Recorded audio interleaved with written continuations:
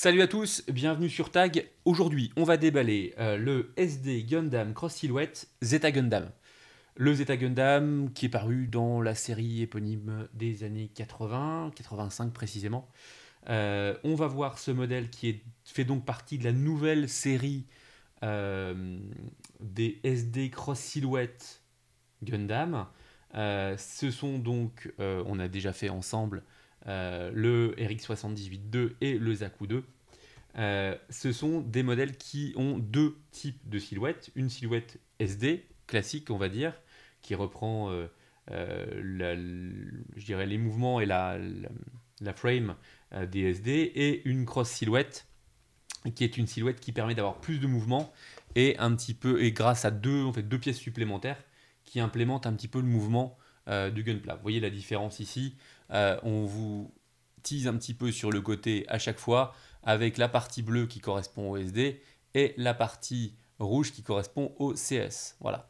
Chose importante à bien noter, le kit est très peu onéreux. On est sur un kit qui est à 6,99 soit 7 euros sur Plaza Japan. Pensez bien, si vous voulez faire les deux, de commander aussi un kit cross silhouette, c'est-à-dire une frame cross silhouette. Ici, vous avez de base toujours livré une SD frame, pas de problème, mais pensez à commander en pièces supplémentaires une cross silhouette frame. Ici, j'en ai un modèle en gris, pardon, qui va vous permettre vraiment de faire les deux. C'est dommage et un peu frustrant de ne pas avoir les deux dans la même boîte. Bon, pour le prix, on va pas chipoter, clairement, mais ça peut surprendre, surtout pour des gens qui ont envie de vous faire plaisir et qui connaissent pas bien le truc. Ça peut parfois être surprenant à la commande. Voilà, je préfère le dire. Euh, pour tout le monde. Voilà. Donc, modèle, donc on a dit en prix, on est à ici 1000 yens, hop, soit donc 7 euros, il est vendu 7 euros chez Plaza Japan. Hop, on a ici le modèle présenté. Alors c'est très coloré, hein, le SD Cross Silhouette, c'est très bien. Ma foi, je suis assez emballé, les couleurs sont très réussies, le moulage et la gravure est excellente, pas de problème là-dessus. On voit ici le modèle monté avec un backpack, donc toujours, on verra un petit peu ici l'illustration sur le bord de la boîte.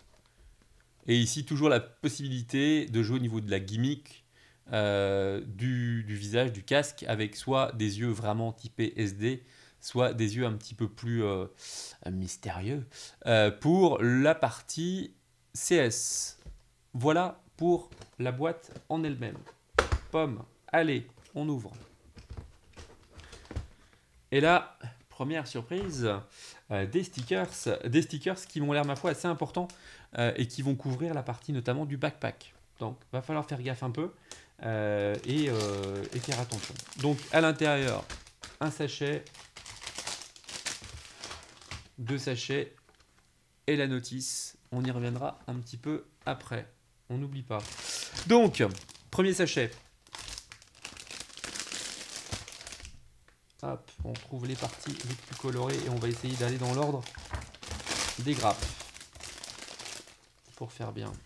On viendra aux stickers après. Toc, B1, B3. Donc ici, bien B2, pardon. La grappe B1, donc qui comprend le V-fin, la partie casque, la partie du haut du casque, pardon. Les pièces ici de la ceinture. Une partie de fixation pour le backpack. L'avant du torse, du chest. Et ici, les parties des genouillères, les parties des jambes. Voilà. La grappe B2, elle comprend, on retrouve dans un rouge, ma foi, fort pétant, mais hyper agréable toujours, les boots et cette partie du V-fin, donc qui est la partie avant, comment, j'ai pas le nom. Si quelqu'un a un listing des appellations des parties des Gundam, des parties anatomiques des Gundam, je serais très preneur. On peut appeler ça le diadème un petit peu, hein, ça fait un peu princesse, c'est joli. Le diadème, on va dire, du V-fin, qui est en plus gravé avec ce Zeta, c'est très sympa. Moi j'aime bien. Voilà, donc ici on retrouve des pièces du casque ici, ici. Hop là, pas casser les pièces. La partie pour le masque qui est là. Donc voilà pour ces deux premières grappes. Pour ce qui est des stickers, on va se faire un petit tour d'horizon puisqu'il faisait partie du même. Donc on a ici les yeux pour le SD, les yeux pour le CS, pour le cross silhouette, des parties ici pour les réacteurs. Voilà. On verra au résultat. Je me répète à chaque fois, mais tant pis. Pour le moment, vous êtes assez peu à me regarder, donc c'est pas grave. Les stickers, vraiment, parfois j'ai du mal. Ici, donc, on a la fameuse silhouette SD. Donc, on trouve la partie de la poitrine. Ici, la partie qui permet de fixer les jambes. Ici, les bras, les pieds et les jambes. Et là, on retrouve des parties dans un noir qui est superbe. Franchement, c'est canon. Avec ici le gun, les ailes du backpack. Donc, c'est là où on va devoir coller nos jolis stickers. Les points ici fermés. Qui, pour le coup, peut-être mériterait d'ajouter, vu la taille et le format, peut-être les build hands qu'on a fait dernièrement. Ça peut être sympa. Donc ça, c'était la grappe C. Voilà pour ce qui est des grappes. Ensuite, la notice, donc toujours avec un format petit livret. Toc. On va zoomer un tout petit peu. Hop là. Et voilà. Toc.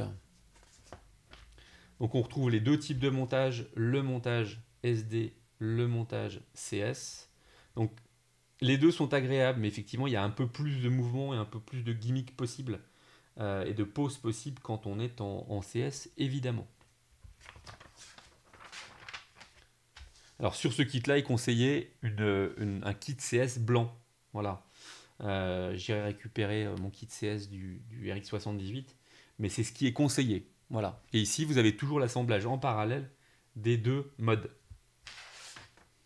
Pas grand chose qui change non plus, c'est pas foufou, mais c'est important. Et ici, on a les fixations communes pour la tête, ici ça va bien, la fixation sur un socle, le backpack et les armes.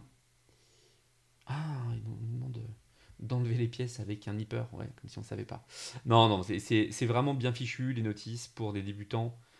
C'est vraiment, vraiment bien. Le kit est joli, les couleurs sont sympas. On va voir un petit peu ce que ça donne au montage et en photo. Allez, c'est parti, à plus tard.